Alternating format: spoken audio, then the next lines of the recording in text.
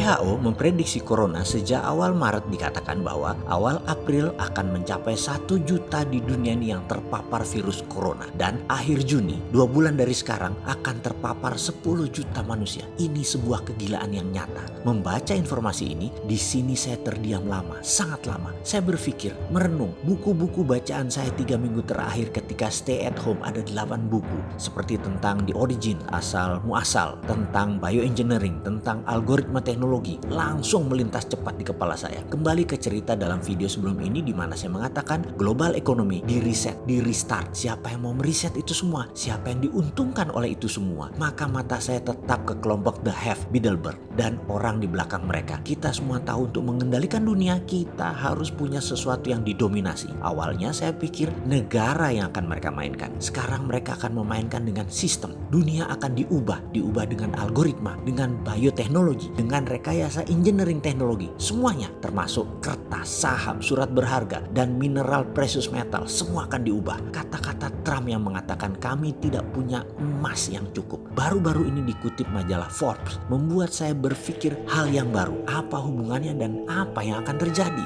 Oke, kita mundur sedikit ke zaman sebelum Keynesian. Sebelum 1930, itu adalah periode sebelum Keynesian, uang atau money itu hanya pelumas transaksi. Money is just greasing the transaction. Uang sebelum itu gak dipuja seperti sekarang, gak ditakuti seperti sekarang, gak dijaga seperti sekarang. Uang ya hanya pelumas, pelancar, mempermudah sebuah transaksi saja. Uang di zaman Keynesian jadi bukan saja pelumas transaksi, tapi menjadi komoditas, menjadi papers, menjadi jaminan, menjadi surat hutang. Akhirnya menjadi benda yang harus dikontrol keberadaannya dengan bank sentral. Ada nilai turun naiknya inflasi, dipuja, ditakuti, dikasih syarat, persis sesajen, dan lain sebagainya. Uang mendadak menjadi ada rumus fisikanya. Uang mendadak jadi ada rumus matematikanya. Bukan lagi pendukung sektor real uang itu. Bukan lagi pendukung sektor produksi. Bukan juga kebutuhan pasar. Namun bisa nggak ada urusan dengan sektor real. Uang bisa diterbitkan dari angin kek, dari perang kek, dari penyakit kek. Pokoknya uang adalah solusinya. Sebagai penganut New Economic Model yang gencar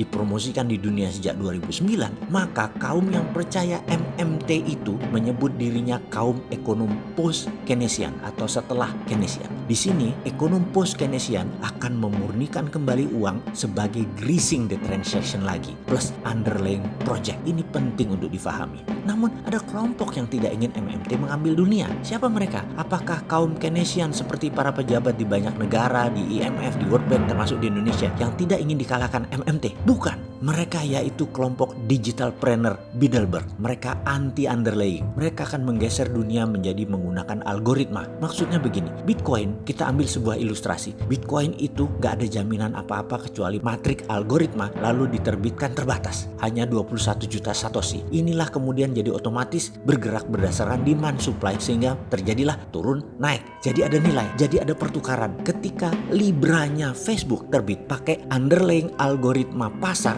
dunia tersentak. Moneter dunia tidak setuju, banker dunia tidak setuju, bank sentral panik, dan ini membuat kesal kelompok The Hive ini. Inilah mengapa sejak 2018 mereka getem-getem, ingin sudah bergerak dan merekayasa tatanan dunia baru tanpa negara. Mereka shadow, mereka akan mengontrol digital dunia. Bilderberg itu mengkonsolidate Instagram, IG, Facebook, Google, YouTube, TikTok, Twitter, Amazon, Alibaba, dan panjang lagi list teknologi yang gak selesai 20 lembar tulisan. Makanya seperti dalam video sebelum ini, merubah sistem harus decoupling masa lalu, keterputusan dengan masa lalu. Seperti dunia sebelum perang dunia pertama dengan sistem kolonialismenya. Setelah dunia berubah total, lalu antara setelah perang dunia pertama sampai perang dunia kedua, dunia beda dengan setelah perang dunia kedua. Seperti yang kita alami saat ini. Setelah perang dunia pertama, itu putus. Bukan reformasi, bukan transformasi, beda, putus. Dan ketika virus corona disebar di tahun 2019